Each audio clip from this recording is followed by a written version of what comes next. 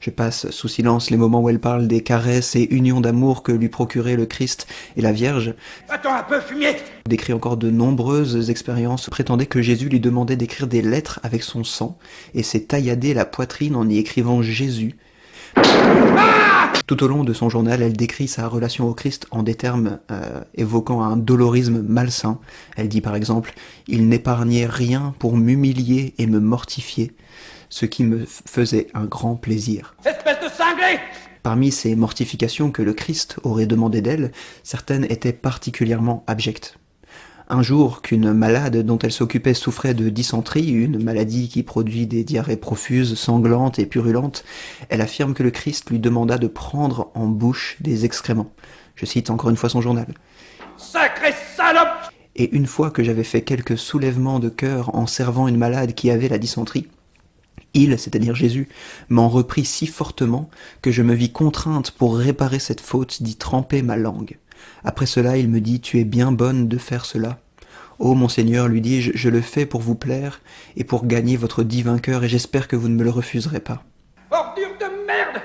Très bien, dira-t-on, mais ne pourrait-on pas être catholique et considérer tout simplement que cette sainte en particulier n'en est peut-être pas une? Le monde catholique continuerait de tourner sans elle, après tout. Le problème, c'est que cette sainte fut canonisée en 1920. Contester la canonisation d'une sainte n'est pas, dans le catholicisme, une petite chose. C'est supposer que le pape peut errer dans un acte infaillible, et c'est donc une hérésie. Sale con! Donc cette femme, Marguerite Marie Alacoque, aurait bénéficié de plusieurs apparitions du Christ. Dans l'une d'elles, il lui aurait présenté son Sacré-Cœur. Elle s'est alors consacrée à faire la promotion du culte du Sacré-Cœur dans son monastère, puis dans toute l'Église catholique romaine. Cette dévotion au Sacré-Cœur comporte le fait de communier tous les premiers vendredis du mois durant 9 mois de suite pour bénéficier d'une grâce de la pénitence finale, mais d'autres promesses sont associées à ce culte, notamment le fait que le Christ aurait promis « Je bénirai moi-même les maisons où l'image de mon Sacré-Cœur sera exposée et honorée ». Sacré salopard!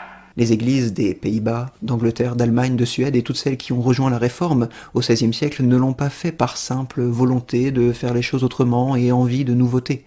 Elles voyaient de graves abus non seulement être tolérés, mais être promus et même imposés par Rome à toutes les autres églises du monde. Marguerite Marie Alacoque est un exemple. Il y en aurait bien d'autres exemples proches à citer, comme Catherine de Sienne qui a prétendu connaître lors d'une vision une cérémonie où elle était mariée au Christ et recevait son prépuce comme anneau de fiançailles qu'il aurait coupé lui-même de ses mains. Prépuce que sainte Brigitte de Suède affirmait avoir aussi reçu sur la langue et dont la saveur dépasserait toutes les douceurs. D'enculé de dingue! Voilà de quelles histoires l'Europe était abreuvée quand les réformateurs ont jugé bon de revenir aux Écritures et aux fondements du christianisme. Les réformateurs, loin d'être des novateurs, plaidaient justement pour un abandon de ces tardives additions à la foi, étrangères aux écrits bibliques et à la tradition antique. À notre époque, où les repères moraux s'effondrent et où beaucoup voient qu'il y aurait une certaine valeur à revenir à la foi de nos pères, ne nous arrêtons pas en si bon chemin. Le cri de ralliement de la Réforme était « ad fontes », retour aux sources.